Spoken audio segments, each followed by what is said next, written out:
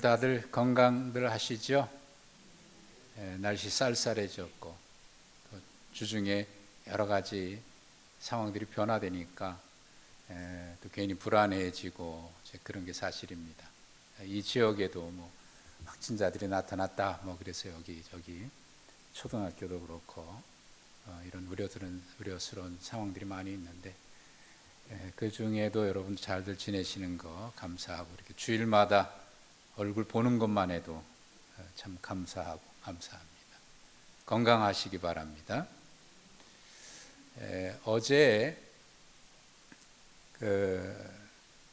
그제네요. 금요일에 우리 여전도에서 후원하고 있는 케냐의 그 선교사님, 허미란 선교사님이 잠깐 방문했었어요.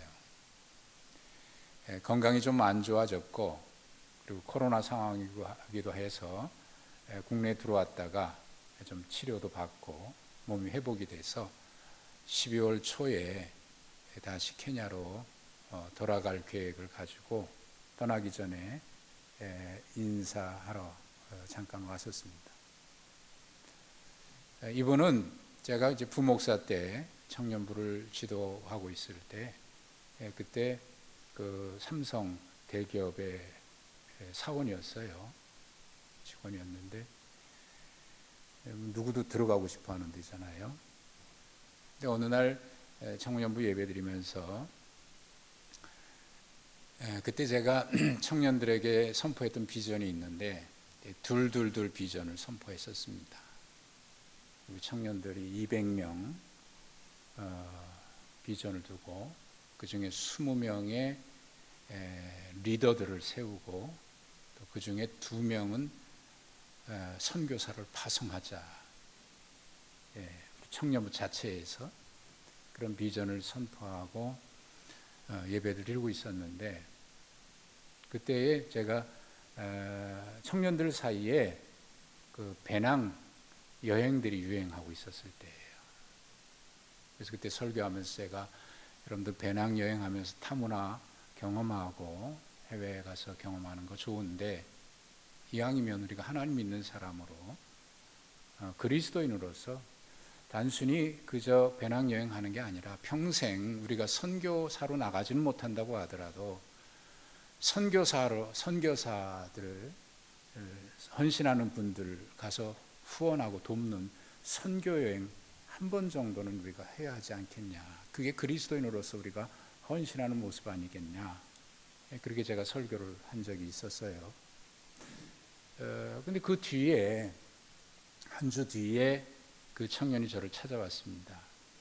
목사님, 사실 제가 회사 그만두고 배낭여행 가려고 했었습니다. 그러는 거예요. 왜 그만두냐고.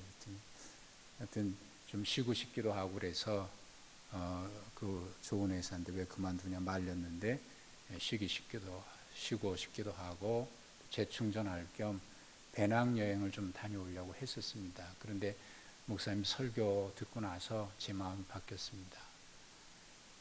한 1년 동안 선교사님 밑에 가서 돕고 싶은데 추천해 주십시오.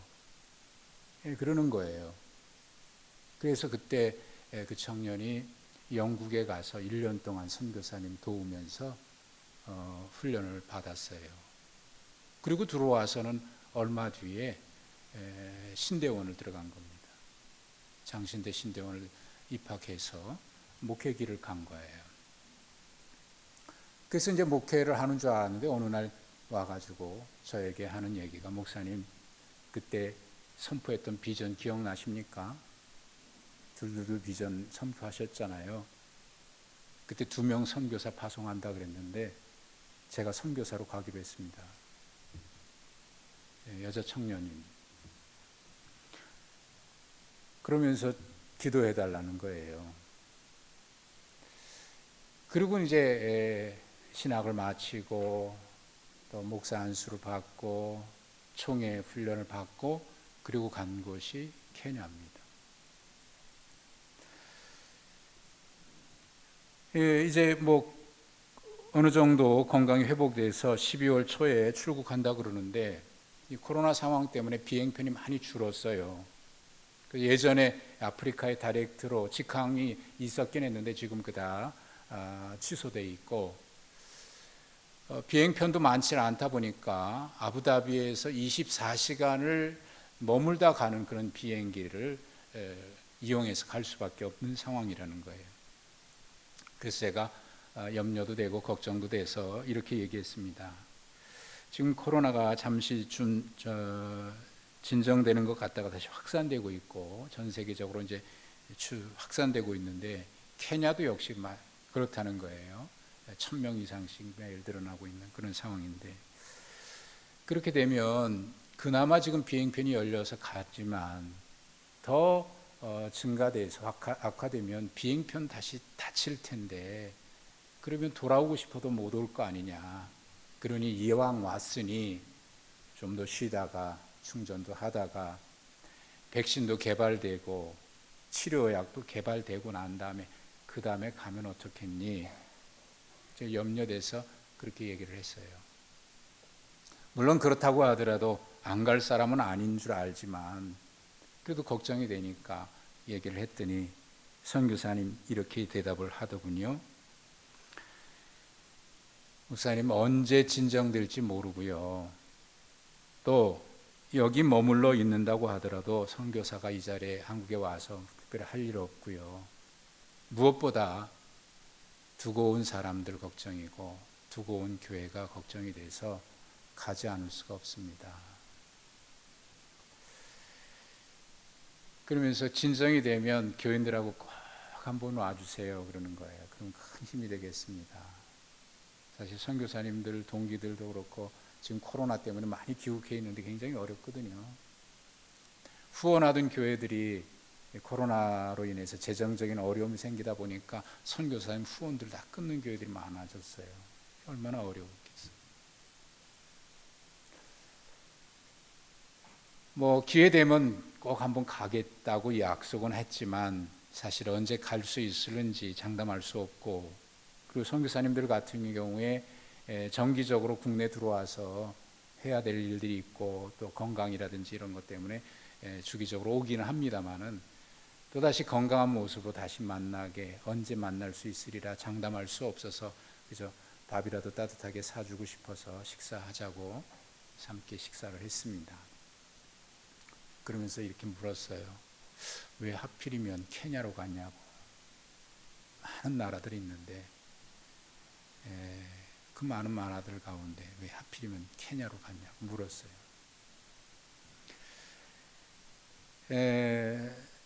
선교사로 가기로 결심하고 중동을 놓고 계속 기도를 했답니다.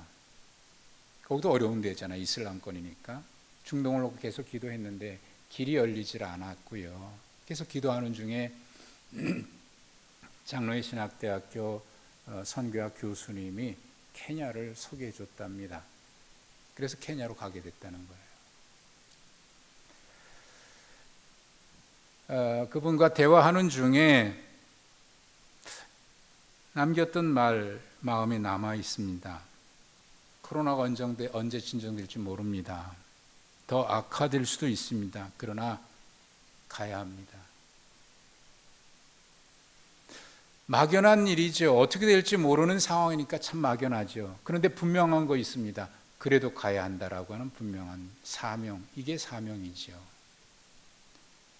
믿음으로 산다고 하는 것은 그런 것 아니겠습니까?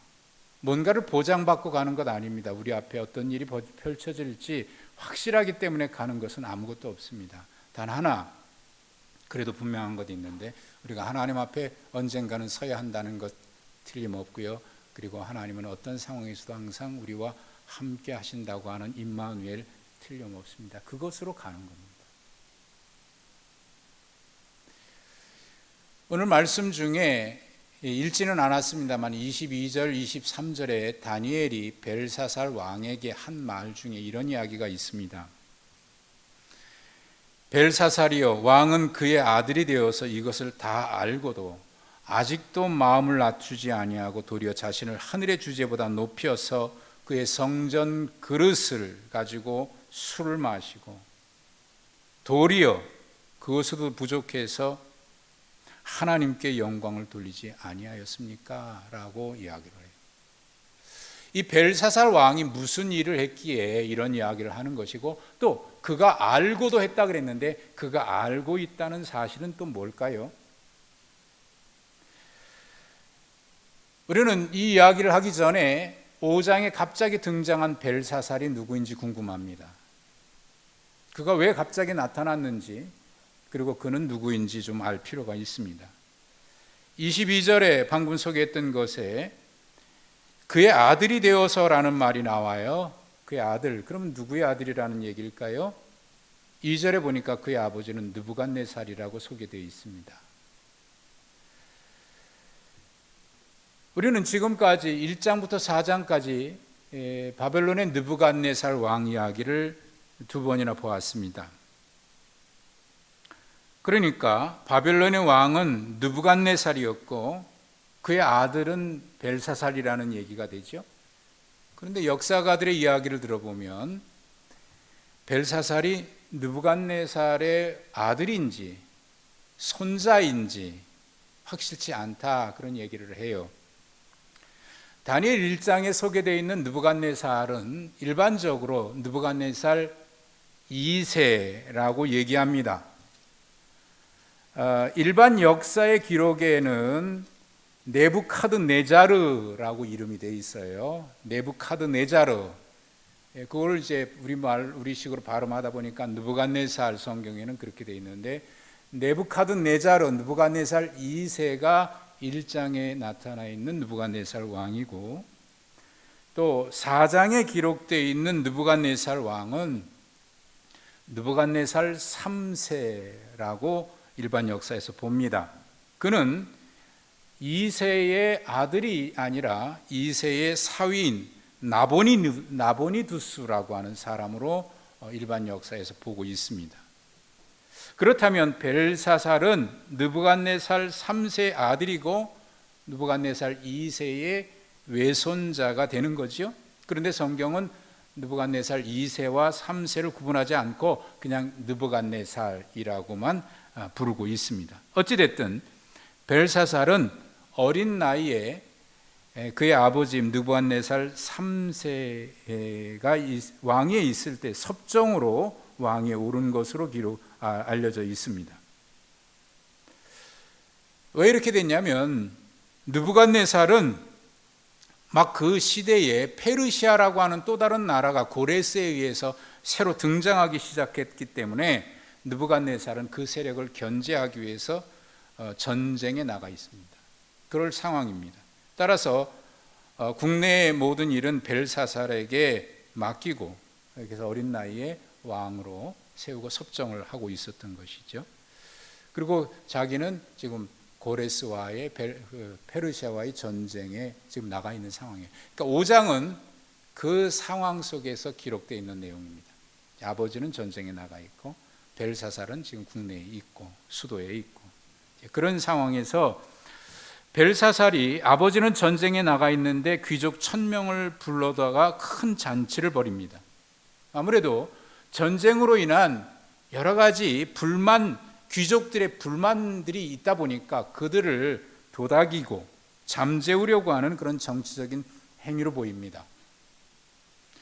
어쨌든 그렇게 잔치가 시작이 됐고요. 잔치 분위기가 한참 달아올랐을 때 이 벨사살은 그 분위기를 좀 더 고조시키기 위해서 그랬는지 아버지가 예루살렘, 정확하게 말하면 이제 외할아버지가 되겠는데, 예루살렘을 점령했을 때 거기 성전에 있는 금은 그릇들, 성전에 있는 기물들을 빼앗아 왔는데 그것을 가져오게 해서 거기에다가 술을 따라서 마실 뿐만 아니라 왕후, 후궁들 그리고 귀족들이 다 돌아가면서 거기에다 술을 따라 마셨습니다. 그리고 난 뒤에 금이나 은이나 쇠나 나무, 구리 뭐 이런 것들로 만든 우상들을 찬양하기 시작했습니다. 여러분, 그 상황을 가만히 생각해 보면 이게 무슨 행동입니까? 분위기를 고조시키고 어떤 쾌락을 즐기려고 하는 그런 목적도 있겠습니다만, 그보다 근본적인 것은 그걸로 술을 마시고 난 뒤에 우상들에게 경배했다고 하는데 목적이 있습니다. 그러니까 하나님을 모독하여도 조롱해도 이렇게 할 수는 없는, 하나님을 모독하는 행위죠. 그러다 보니까 이 잔치 분위기가 더 고조됩니다. 최고조에 이르렀을 것 같아요. 근데 갑자기 기겁할 만한 일이 벌어집니다. 손가락이 나타나서 맞은편 벽에 뭔가 글씨를 쓰는 거예요. 아마 얼마나 놀랐을까요? 귀신이 나타나도 이것보다 두려웠을까요?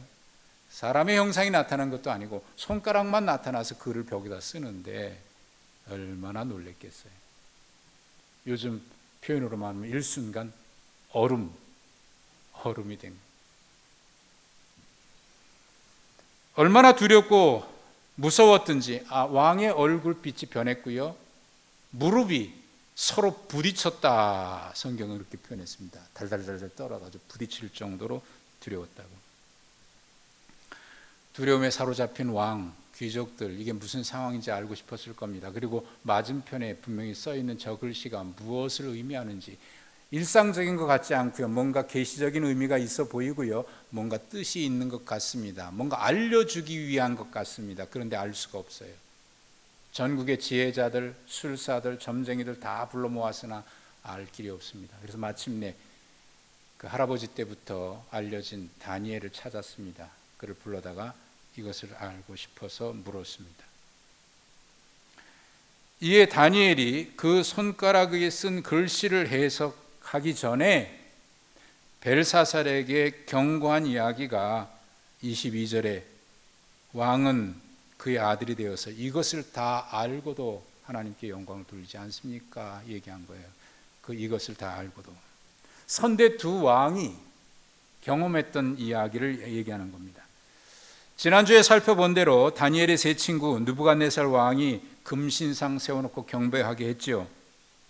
거절해서 7배나 뜨겁게 했던 풀무불에 던져졌고 하나님이 그를 건져내셨습니다. 이 엄청난 일을 직접 눈으로 본 겁니다. 놀라지 않겠습니까?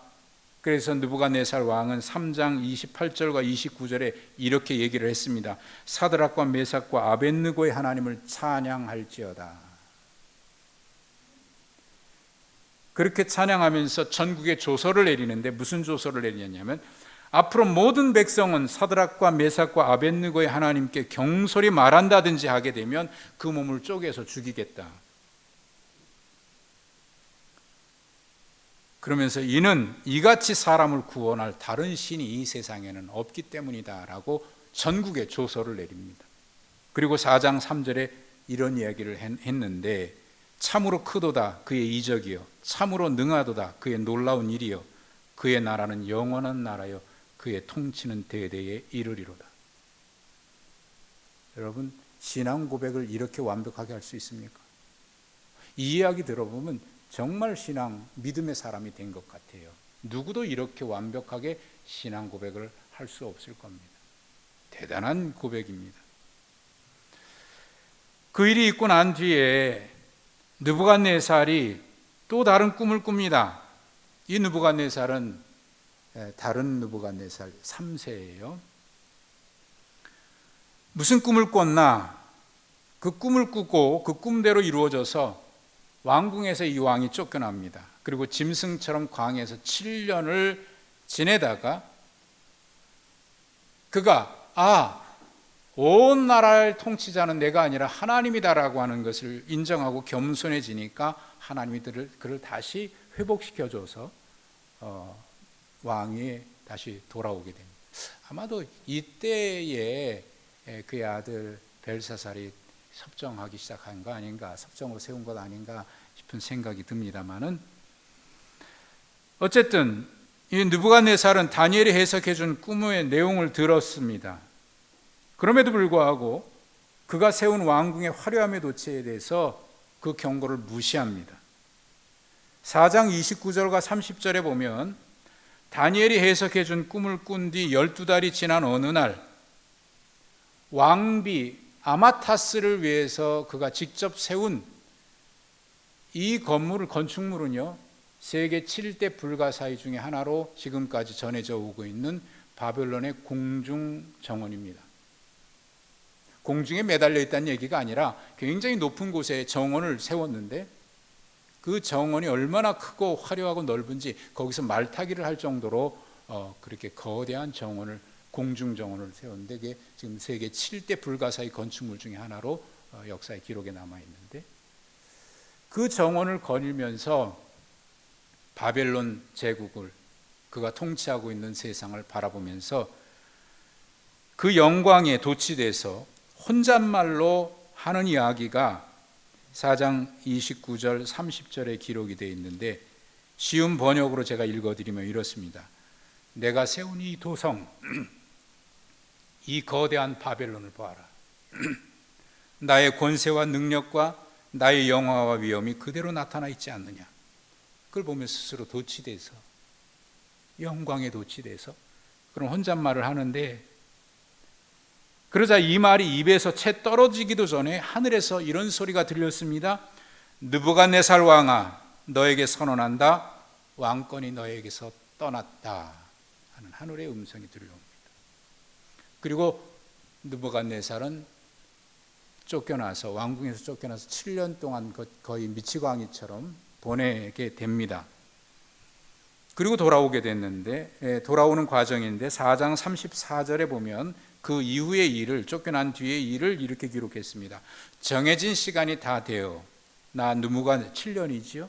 나 느부갓네살은 하늘을 우러러보고서 정신을 되찾았고, 그리고 가장 높으신 분을 찬송하고 영원하신 분을 찬양하며 그에게 영광을 돌렸다. 그리고 4장 37절에 그가 고백한 말을 보면 정말 멋있는 고백이었습니다. 그러므로 지금 나 느부갓네살은 하늘의 왕을 찬양하며 칭송하며 경배하노니 그의 일이 다 진실하고 그의 행하심이 의로우심으로 교만하게 행하는 자를 그가 능히 낮추심이라. 예. 그래서 돌아오게 된 거예요. 이 두 선대 왕이 겪은 이 일 벨사살이 기억하고 있습니다. 다 알고 있습니다. 그런데도 하나님께 영광을 돌리지 않을 뿐만 아니라 도리어 더 교만해져서 성전 기물의 술을 따라 마시고 우상에게 경배하고 보란듯이 말이죠. 오히려 더 하는 거죠. 일부러 하는 것 같지 않습니까? 그것을 알고도 보란듯이 그렇게 우상에게 하나님을 욕되게 하는 그런 일을 하고 있거든요. 이 경고를 지금 다니엘이 하면서 벨사살이 그렇게 두려워하고 궁금해하는 벽에 쓰여진 글씨를 이야기합니다.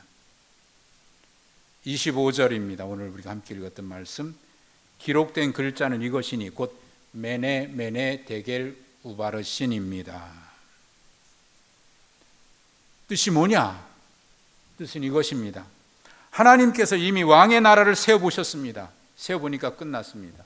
이유는 왕을 저울에 달아보니까 기준에 한참 모자랐기 때문입니다. 그래서 이 나라를 둘로 나눠서, 하나는 메대로, 하나는 바사로, 페르시아, 파사로 둘로 나누실 겁니다. 이 말의 뜻입니다. 무서운 말이죠?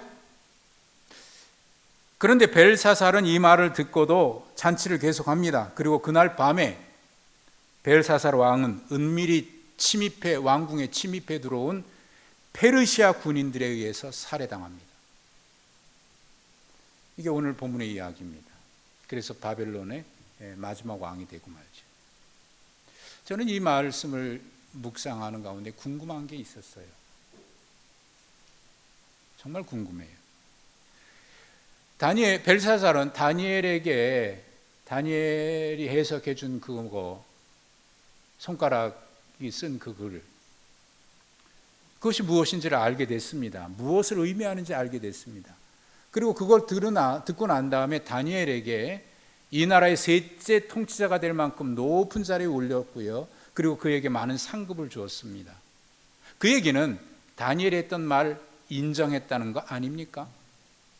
무슨 그런 소리를 했다 그러면 그렇게 하겠습니까? 그 말을 받아들였기 때문에 그에게 그런 통치자의 자리에 높여놓고 상금 준 거 아닙니까? 그런데 그랬다면 그랬다면 왜 돌이키지 않았을까? 왜 돌이키지 않았을까? 혹시 그 무서운 경고의 말을 듣고도 설마 그럴 리가 있어 그랬던 것일까요? 무슨 일이 일어날 줄 알지만 아직은 괜찮을 것이라고 생각한 것일까요? 하기야 생각해 보면 사람들은 누구나 죽음을 의식하고 있지만 누구나 그때는 아직 멀었다고 생각하는 것이 우리 모두잖아요. 언제든지 돌이킬 수 있는 기회가 많이 남아있다고 생각하는 모양입니다. 기회가 와도 그 시간을 활용하지 못하고 세월을 아끼지 못하고 살아가는 사람들이 많이 있습니다. 언제든지 돌이킬 수 있다고 자신만만한 모양이지요. 벨사살 왕은 그 무서운 경고를 듣고도 그날 밤이 마지막이 될 줄은 몰랐을 겁니다. 아마 직접적으로 얘기했어도 오늘입니다라고 얘기했어도 설마라고 했을지 모르겠습니다. 제가 부목사 때 안양에서 사역할 텐데요, 그 교회에서 교회 차량으로 신방용으로 쓸 수 있도록 다마스 차량을 LPG용으로 준비해 놨습니다. 조그맣지요. 그래서 골목골목 신방 다닐 때 참 좋아요. 그래서 그 차를 제가 주로 이용하면서 신방을 많이 다녔는데, 근데 문제가 있습니다. 그 당시만 해도 이 LPG 차량이 많이 보급되지 않았던 때라 충전소가 많지 않아요.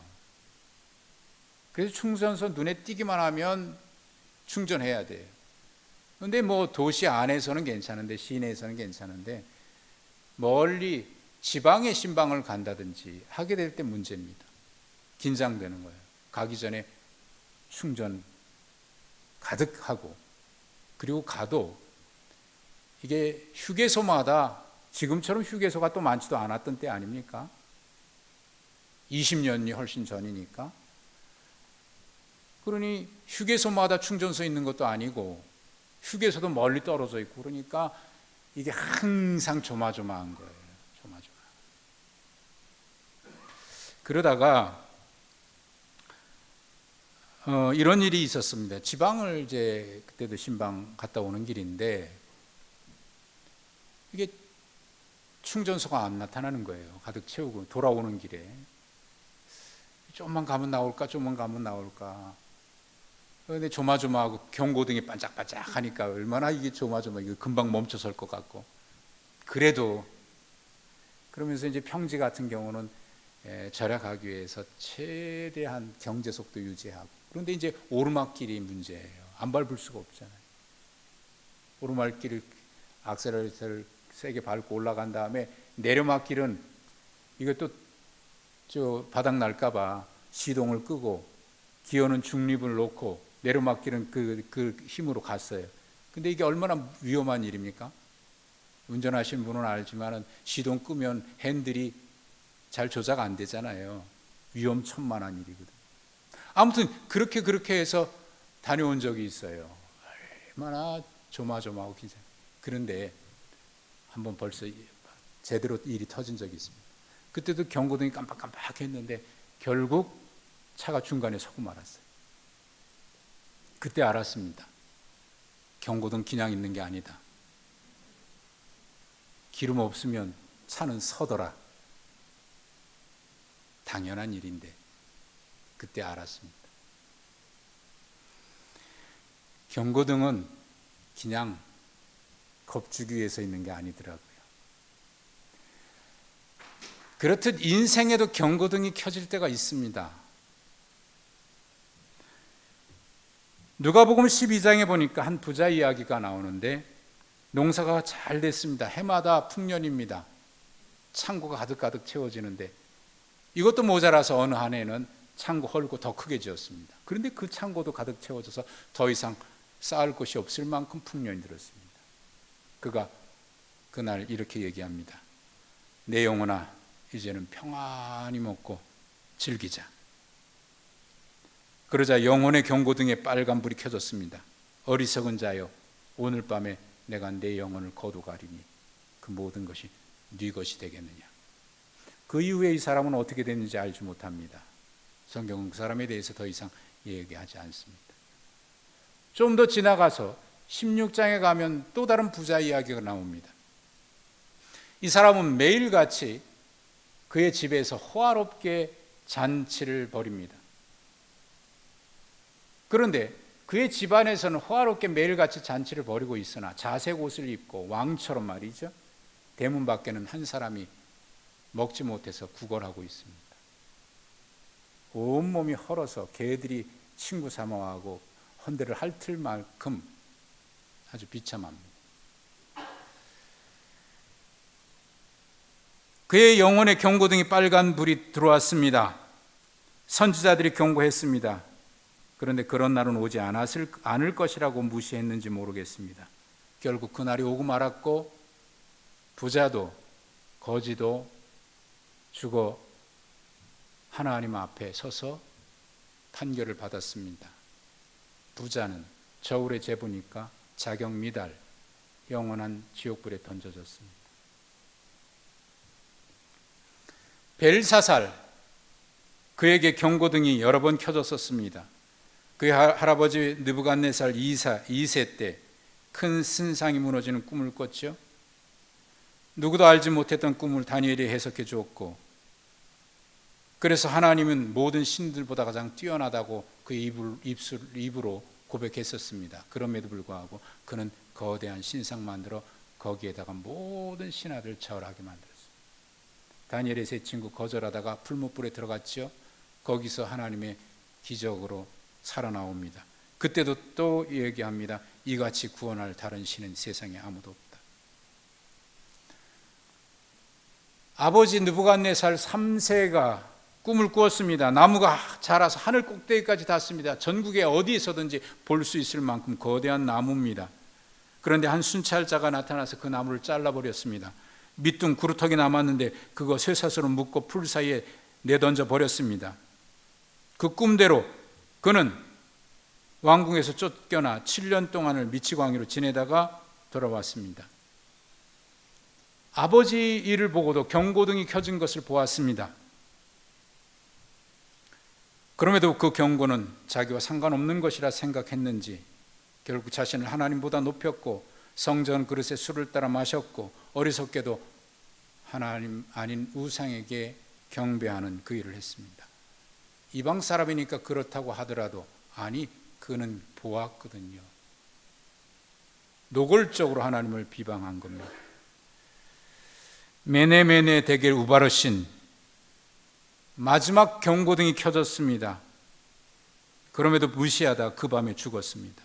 그 이후 31절은 메데 사람 다리오가 나라를 얻었다라고 기록하고 있습니다.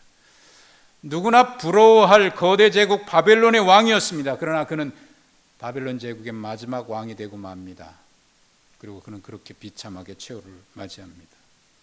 타이틀은 제국의 왕이었지만 그의 인생은 하나님 앞에 서서 재보니까 그 인생 저울은 미달이었습니다.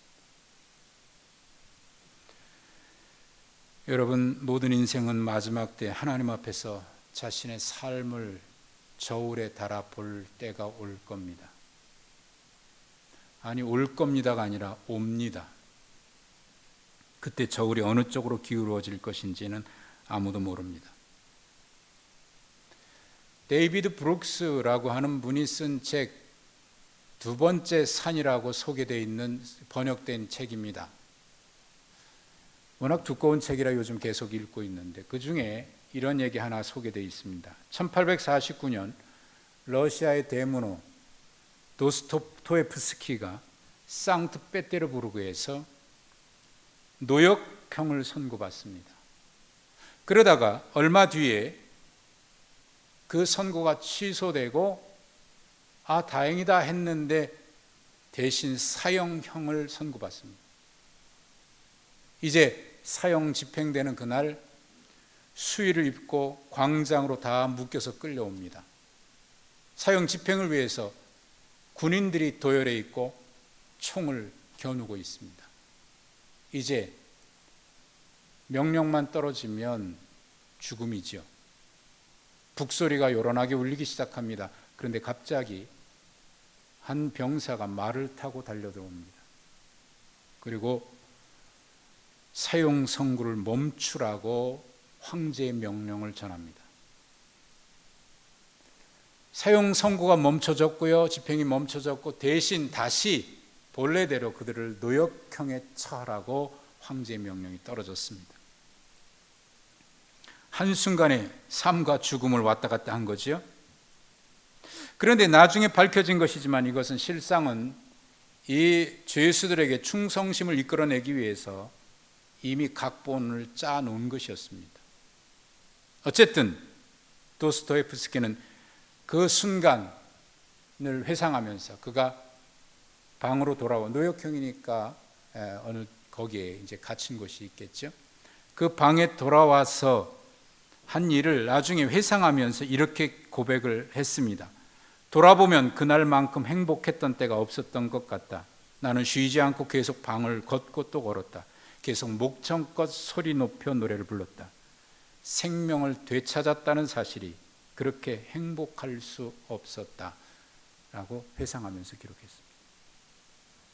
그리고 그는 그 이후 삶은 은총이다 라는 생각을 가지고 살아갑니다. 그렇습니다. 삶은 은총입니다. 경고등에 빨간불이 들어왔어도 아직은 끝이 아니라면 그것은 은총이 분명합니다.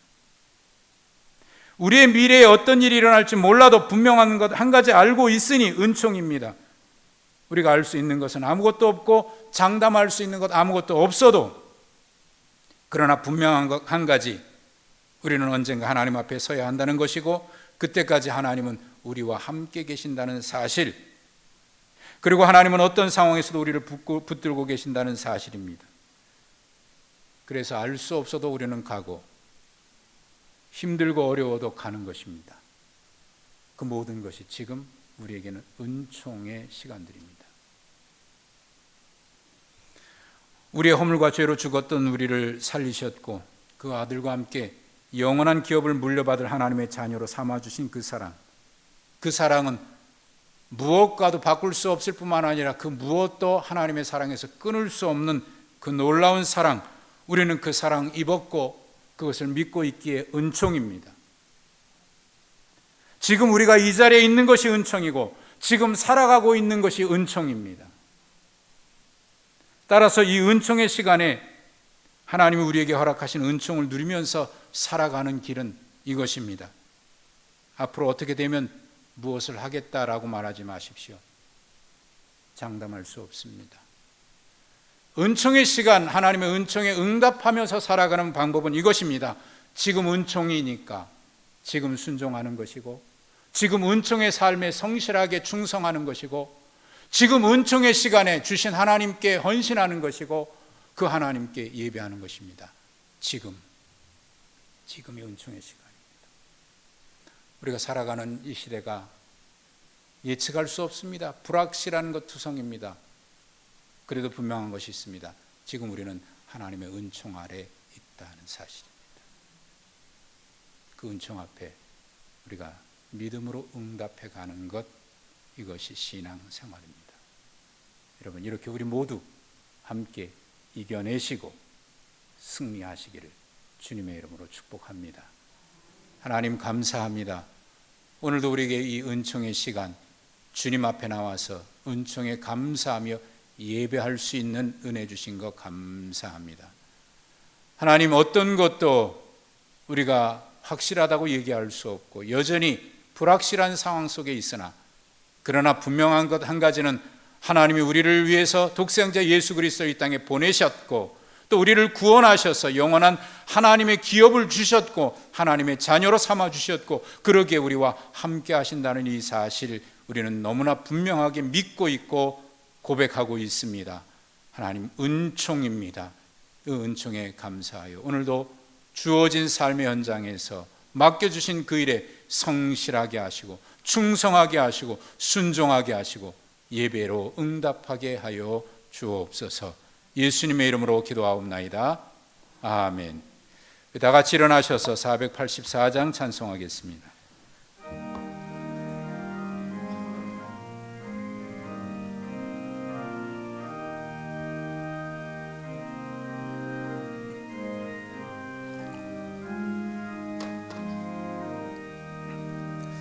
내 맘에 주여 소망 되소서.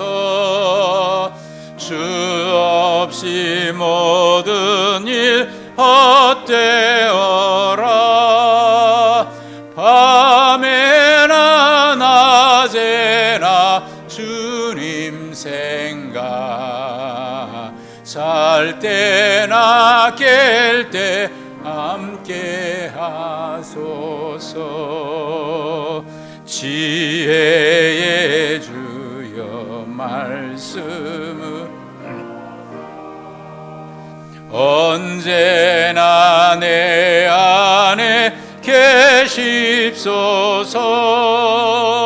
주는 내 아버지 나는 아들, 주 안에 내가 늘 함께하네.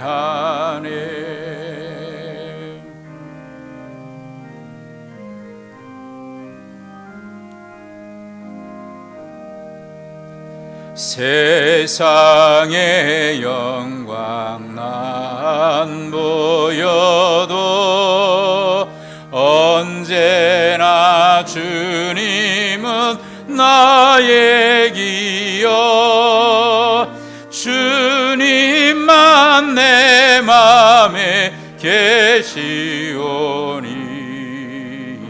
영원한 주님 참 귀하셔라. 영원한 주님 내 승리의 주, 하늘의 기쁨을 주옵소서. 어떠한 고난이 닥쳐와도 만유의 주여 소망 되소서.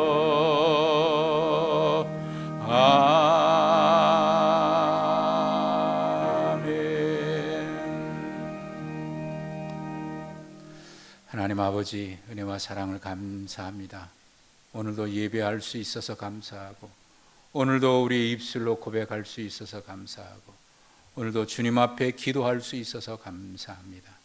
하나님, 오늘이라고 하는 이 은총의 시간 주님 앞에 나와 예배하면서 우리의 몸과 마음, 정성 모두와 모든 것이 주의 은혜요 주의 축복인 것을 고백하며 주님 앞에 온전히 올려드리오니, 하나님, 우리가 드리는 이 예물이 물질이 되지 않게 하시고 주님을 향한 사랑이 되게 하시고 고백이 되게 하시고 헌신이 되게 하여 주시옵소서.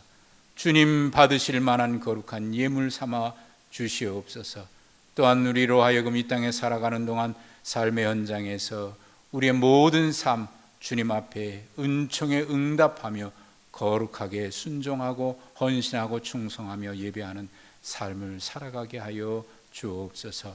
하나님, 우리 사랑하는 성도들 어려운 가운데 주님 붙들어 주셔서 넉넉히 이기게 하시고 힘들어도 이겨내게 하여 주시옵소서. 출타 중에 있는 성도들, 해외 거주하는 성도들, 군에 나가 있는 젊은이들, 병상에 누워있거나 치료 중에 있는 사랑하는 성도들, 하나님 붙들어 주셔서 이기게 하여 주시옵소서. 하나님, 모든 것 감사하고 감사합니다. 특별히 우리 수능을 앞에 둔 자녀들 불안한 마음, 염려되는 마음들 위로해 주시고 건강 지켜주시고 잘 감당해낼 수 있게 하여 주시옵소서.